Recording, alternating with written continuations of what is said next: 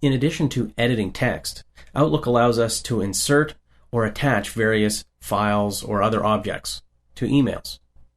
So let's take a look at attaching first. Now, of course, we go to the ribbon to start with. And up here on the ribbon is an include group, and in that include group is something that looks like a paperclip, and of course, that's the button to attach a file. So we can click that, browse around to find the file we want. Let's attach this test user data workbook. I'll click insert, and we've just attached that XLS spreadsheet or workbook to the email. If you want to get rid of it again and you've changed your mind, you can just highlight it here and click delete. And of course, you can double click on it if you want to bring it up. I'm just going to choose cancel here. Now, in addition to attaching an actual document like that, a file, you can attach Outlook items. What's an Outlook item? Well, it's something like an email if you'd like to attach another email. But probably more useful is some of the other pieces of information, such as contact information. So if I'm sending this email to someone and I'm asking them to say, for example, follow up with Joe, I can attach Joe's information and it'll be attached to that email when they get it, and they'll have all they need to follow up with Joe. Now, when I do this, I have an option here to insert it as an attachment or as text only. So if you're sending it to someone who may not be opening this with Outlook, you might just want to choose text only. Otherwise, an attachment should work fine. So I'm going to choose OK. Joe's contact information is now included as an attachment. There's some other things I can do here, such as attach a business card. And there's one of them in here, and this is just some contact information I've designated as a business card.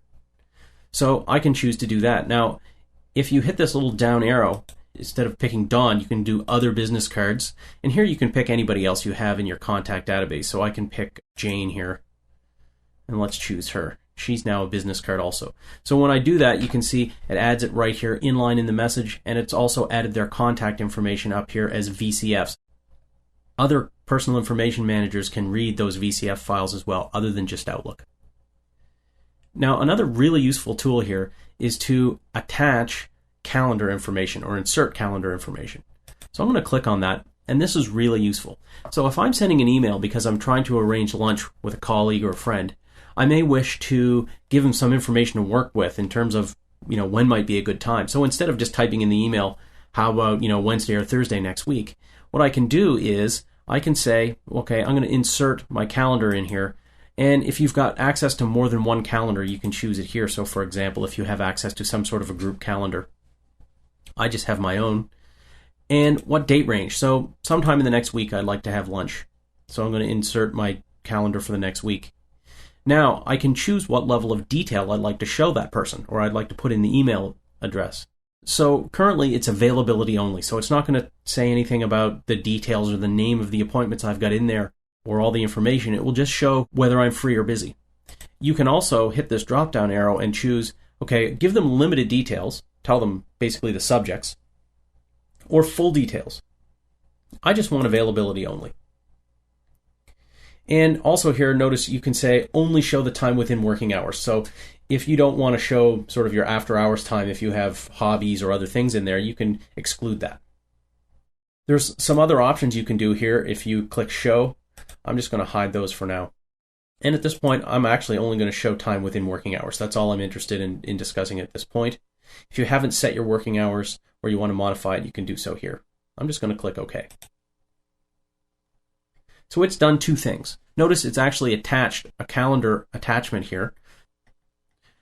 As well, it's also put the information directly into the email message.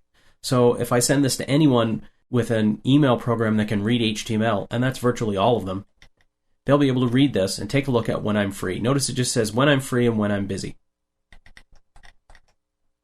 Perfect. So this is really useful for sending an email saying, here's when I'm free or busy, suggest a time that works for you, and it might make it a little bit easier to connect with somebody.